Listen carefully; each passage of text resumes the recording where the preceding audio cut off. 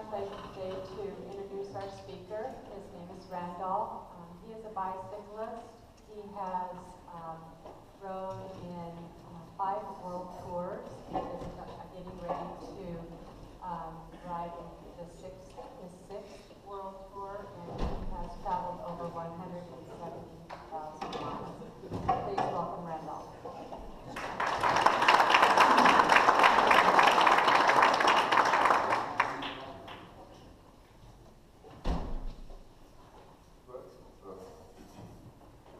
The greatest gift God gives us is the gift of life. The greatest loss is to return it unopened. Hi, my name is Randolph Westphal, and I'm from Germany. In 1987, I got my first cancer operation called malignant melanoma. A couple of days later, they removed my lymph nodes under the right arm. The cancer was already in the lymph nodes. So the doctor, going from statistics, the statistic says 6 months to 12 months to live. I decide not to die. And after 1 year, I was not dead, but nobody gave me work. So I hop on my bike, take my first stop Shirkan, and crossing South Europe, Cheshire, Slovakia, Hungary, cross the 12 Alp pass over 2,000 meter high, just to prove to myself I've been not sick, I have just cancer. In 1990, in January, I flying in the first time to the United States to New York. We drove Connecticut, Rhode Island, Massachusetts, New Hampshire, Maine, going into Canada, New Brunswick, into Nova Scotia, take a 36,000-ton container ship to Newfoundland, and I was very lucky. I was in the coldest week than 25 years ago. I got frostbite on hands and feet, and I had to go back, going up to the St. Lawrence River and going into Quebec. I need all 3 months, I need a checkup. That means X-ray, blood test, etc. The Canadian Cancer Society don't give me a checkup. They don't arrange anything. But the Fonds for Quebec Cancer, the Quebec Cancer Organization, arrange a checkup. And the doctor makes a checkup. He say, "You like to talk to cancer patients?" I say, "What can I tell them?" "Just what you do." And I say, "I'd like just to live." "Right, you have done this." The next day, there are 25 cancer patients there, 2 big newspapers, La Presse, Journal de Montréal, a TV station and a radio station. And I was close to a heart attack. Because I never talked to people, not even to a running cover-up. I have to change. Oh, now it's better. But I have a loud voice. I hope you understand me back there. And I started to talk, and people started to cry. And I say, "Well, what I have done with my bad English." Because the first English what I got was, "Ladies and gentlemen, fasten your seatbelts and stop smoking." But the doctor says, everything was fine. But these people feeling sorry for himself. And now they see somebody, he fight with his life. And you are a very good example. These people running always to the doctor and say, "Doctor, heal me." No doctor in the whole world can heal. He can make operations, he can make treatments, he can do everything what is in his power, but to heal, have everyone on his own. And they're starting in the mind. And I got a new destination, help other people. I'm crossing Canada and going up to Alaska, and another melanoma on the left ankle grows up. I have to go back to Germany. After 6 weeks in Germany, I got an operation. Another 6 weeks, I was back in New York. It was a bad one. What's called stage 4 or something. And the doctors, they say, "You can do it," but I do it. I going into New York, going up to to Washington, D.C., going into the Appalachian Trail, Appalachian Mountains, the Skyline Drive, Appalachian Trail. And in Asheville, North Carolina, I got another tumor under my right arm, and I got in a free operation in Asheville, North Carolina. They removed a 2-centimeter tumor. The bad thing was you go in the morning in there, you operate, in the afternoon you're going out. So with a lot of sorrow, I continue my trip crossing the United States, and I have to go back because I got another tumor. I must go back to Germany. In the meantime, I got 28 cancer operations behind me, and also 211,000 kilometers on pedaling bike. This means I'll be 26 years on the road. It's over 170,000 miles. I go flying in to Europe. I go from the North Cape to Sicilia, from Russia to Spain. All over, I like to spray my message, never give up. That's the important thing. In 1996, I was in Argentina. A car rolled over me, hit me. My dog was dead, I'm almost dead. I lost my left leg, and they retouched him. But before, he put me in the ditch and leave.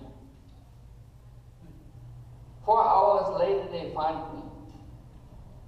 And normally you're going out of blood. My advanced arteries, they close, they must be good.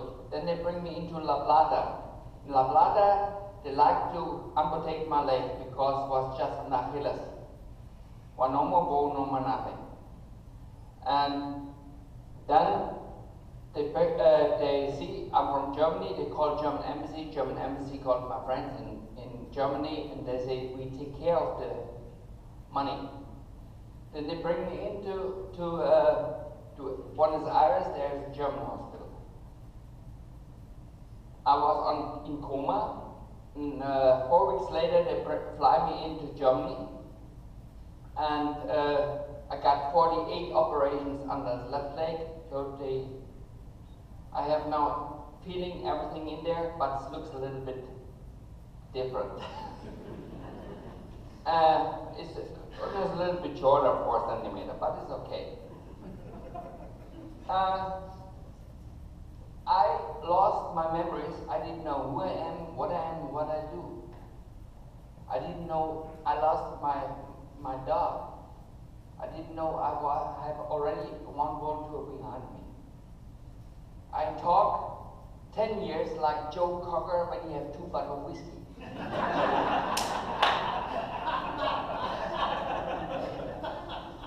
And I have no smell, I have no taste.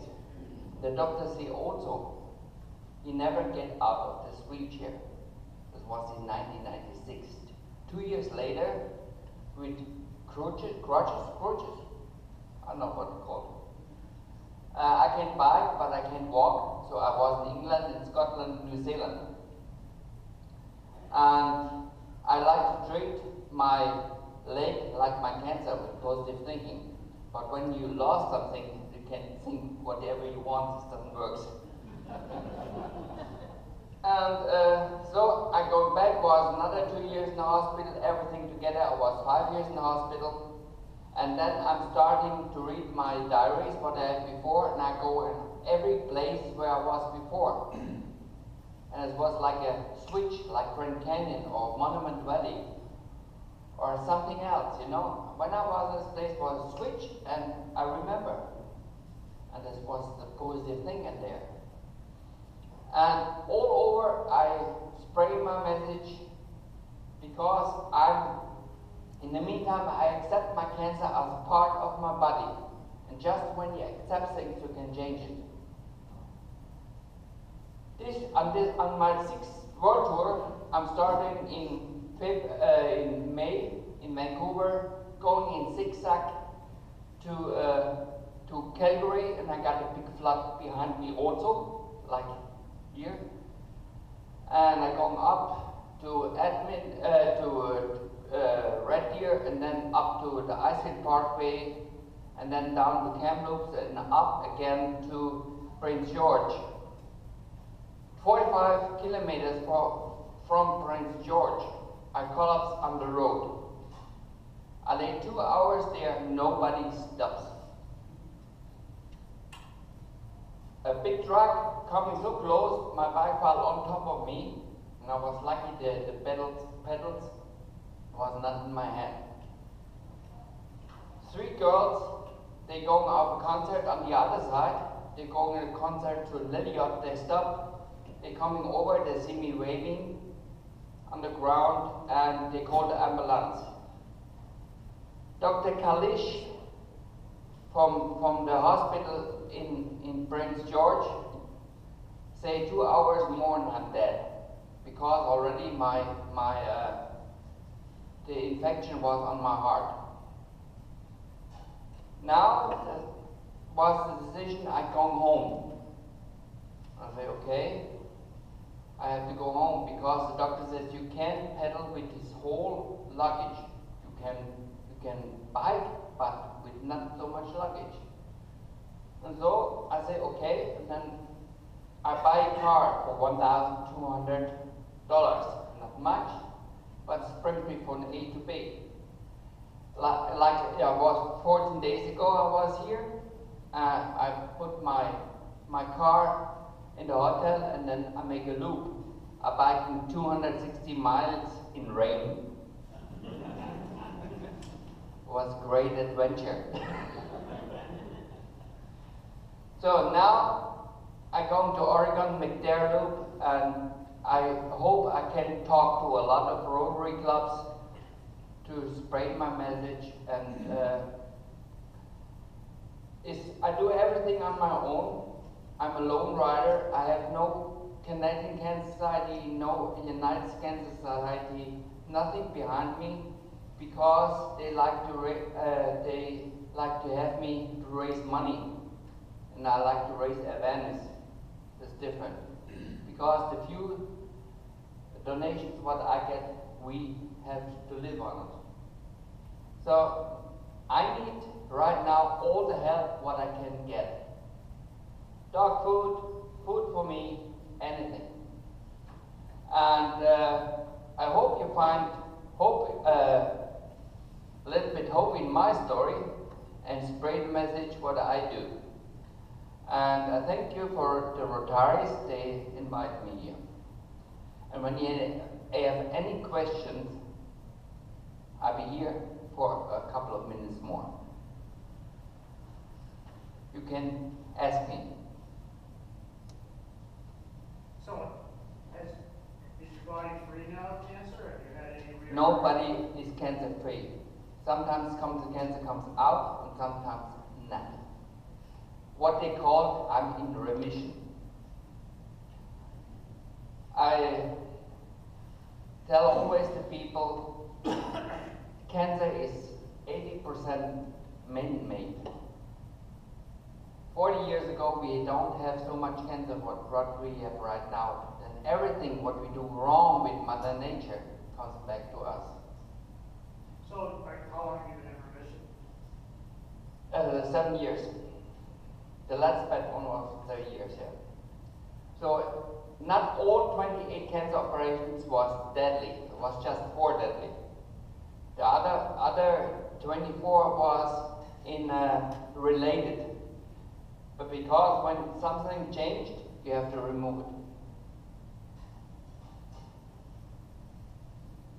How many bicycle tires have you worn out?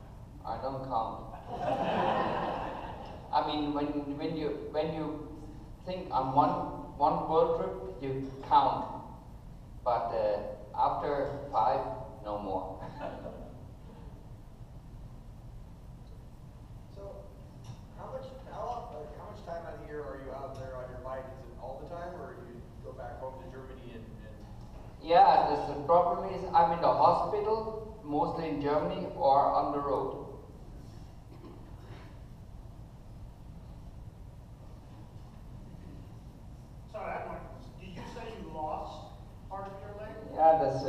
can show you. That's what's gone here. Here was completely gone. So how did you, how was the adjustment biking? Like, how did that happen? I don't know at all. No, the truck rolled over me. I was on a cancer trip in Argentina, Yeah. and the car rolled over me, and they find the guy actually later, and the trial was 16 years, and I have to pay 30,000 euros. I have to pay. First was 360,000 US dollars what I get in the first round, and then 16 years later there was no more US dollars, it was Argentina dollars.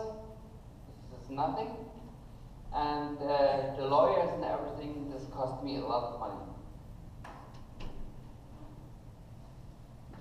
Are you quite a bit of pain when you're riding? No more. No more. No more. It's in the meantime. I have an artificial hip. I have an artificial knee. This hurts me more.